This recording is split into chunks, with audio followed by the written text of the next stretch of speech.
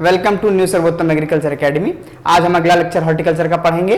लीची की खेती पढ़ेंगे आज हम लोग, ठीक है बच्चों। और आपको लॉकडाउन में बच्चों पढ़ते रहना है, बिल्कुल भी रुकना नहीं है। आपके एग्जाम्स आपका इंतजार कर रहे हैं लॉकडाउन के बाद, और सबसे अच्छा प्रदर्शन करके आपको दिखाना है। चलिए देखते हैं। बीएन क्या है? लीची चाइनेंसिस। फैमिली क्या है? सेपिंडिएसी। गुणसूत्र संख्या क्या है? 30। उत्पत्ति स्थान क्या है? चीन। फल का प्रकार क्या है? नट या सिंगल सीडेड नट। एडिबल पार्ट, खाया जाने वाला भाग क्या है? एरिल। एरिल क्या है? एरिल माइक्रोपाइल के पास एक संरचना जो होती है, एक संरचना का विकास होता है, और वो क्या करती है, लीची में ज्यादा इसमें इसकी ग्रोथ हो जाती है, तो ये खाया जाने वाला भाग बन जाती है, ठीक है। अगर बाकी की और एग्रोनॉमी की फसलों की बात करें तो हमारा अरण्य में पाई जाती है एरिल, ठीक है। प्रवर्धन गूटी द्वारा। प्रवर्धन का उपयुक्त समय क्या है? जुलाई से अक्टूबर, ठीक है। गूटी या एयर लेयरिंग।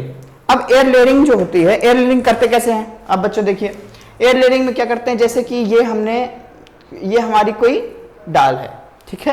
पेंसिल की मोटाई की एक हमने सेलेक्ट करी डाल, उसकी हमने बार्क को रिमूव कर दिया। उसकी हमने बार्क को मान लीजिए ये रिमूव कर दिया।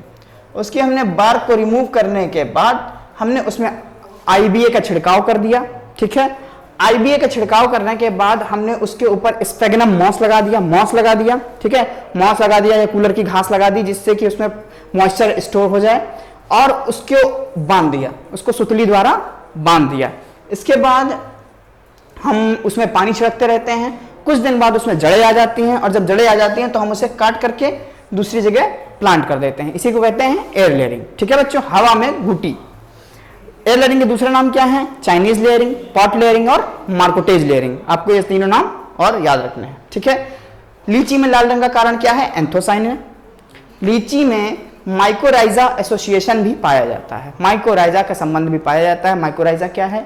कवक तथा उच्च पादपों के बीज के जो संबंध है उसे क्या कहते हैं?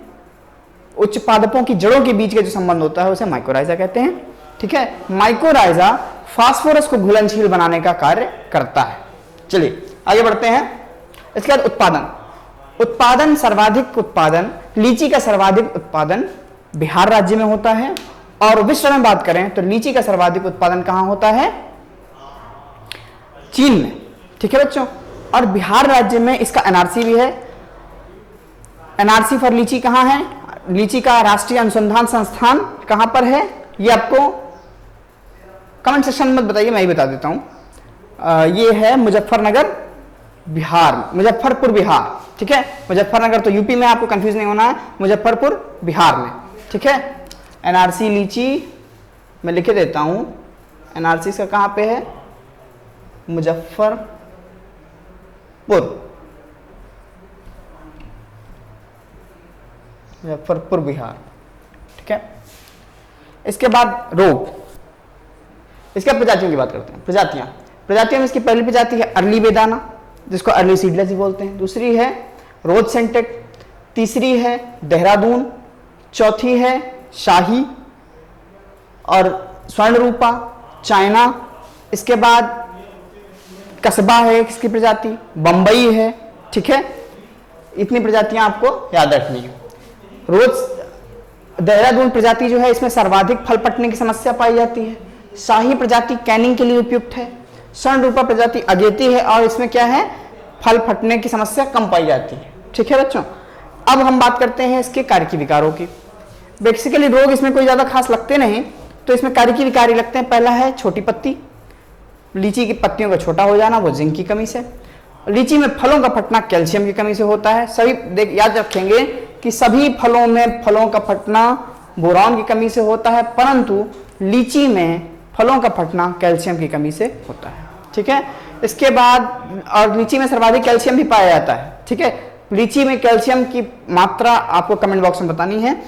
और कीट, इसमें जो फेमस कीट है वो है माइट इसमें लगता है, ठीक है। और आज की क्लास में इतना ही। धन्यवाद।